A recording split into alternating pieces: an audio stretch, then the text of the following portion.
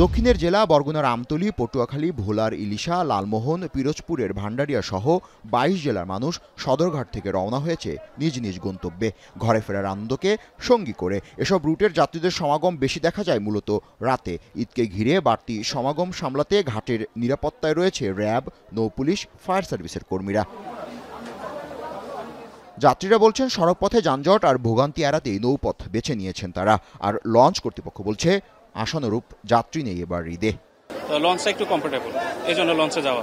সড়কের অবস্থা খারাপ, ঝামেলা, এই জন্য আমি লঞ্চ যাচ্ছি। যাত্রী আজকে দিন দিন যাত্রী বাড়তে আছে, সামনে হয়তো কালকে থেকে আরো যাত্রী চাপ বাড়তে পারে। এদিকে রাজধানীর বিভিন্ন বাস কাউন্টারে দেখা যায় যাত্রীদের উপচে পড়া ভিড়। সন্ধ্যার পর দূরপাল্লার পাশাপাশি লোকাল বাসগুলোতে যাত্রীদের উপস্থিতি ছিল চোখে পড়ার মতো। এছাড়া বাড়তি ভাড়া নেওয়ার অভিযোগও ছিল যাত্রীদের। ঈদ যাত্রায় ভোগান্তি হলেও বাড়ির পথে রওনা দিতে পেরে আনন্দ প্রকাশ করেন অনেকেই। গাড়ি হলো ৩20 টাকা, ওরা ব্যস্ত ৬০০ টাকা, ৫০০ টাকা। অপরদিকে কমলাপুর রেল স্টেশনে দিনভর যাত্রীদের উপচে পড়া ভিড় লক্ষ্য করা গেছে। টিকিট থাকা অনেক যাত্রী ভিড় ঠেলে ট্রেনে উঠতে লড়াই করেছেন। কয়েকটি ট্রেনের সূচিতে কিছুটা হেরফের হলেও মোটামুটি শিডিউল মেনেই চলেছে বেশিরভাগ ট্রেন। অনেক কষ্ট করে যাচ্ছি, তবুও ভালো লাগতেছে অনেক। দুটি স্পেশাল সহ ৭০টি ট্রেন ছেড়ে যায় এদিন। রেলওয়ে কর্তৃপক্ষ বলছে শুক্রবার ১.৫ লাখ যাত্রী রেলপথে বাড়ি ফিরছে। বাড়তি চাপ সামাল দিতে রাখা হয়েছে ব্যবস্থা। ৩০ স্তরের নিরাপত্তা ব্যবস্থা গ্রহণ করা হয়েছে, বিশেষ চেকিং কার্যক্রম পরিচালনা হয়েছে, সেবা ডেস্ক, হেল্প ডেস্ক খোলা হয়েছে।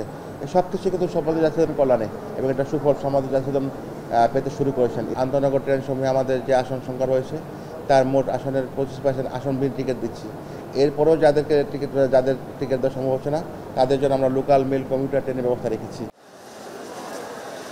এদিকে ঈদে বাড়তি চাপের সুযোগে দাপট বাড়ে কালোবাজারিদের। কয়েকগুণ দামে টিকিট বিক্রির অভিযোগে ১২ জনকে আটক করেছে র্যাব। তারা অনলাইনে টিকিট যখন আপলোড হয় তখন ভুয়া এনআইডি, ভুয়া সিম কার্ড ব্যবহার করে সেই টিকিটগুলি কেটে ফেলে।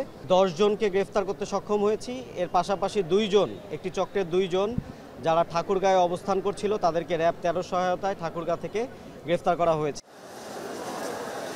ছুটির দিন হয় শুক্রবার, রেল, নৌ, সড়ক পথে যাত্রীদের চাপ ছিল বেশি। তবে চাপ থাকা সত্ত্বেও বড় ধরনের কোনো বিপর্যয়ের মুখে পড়তে হয়নি যাত্রীদের। জাবেদ আব্দুল্লাহ, এখন, ঢাকা।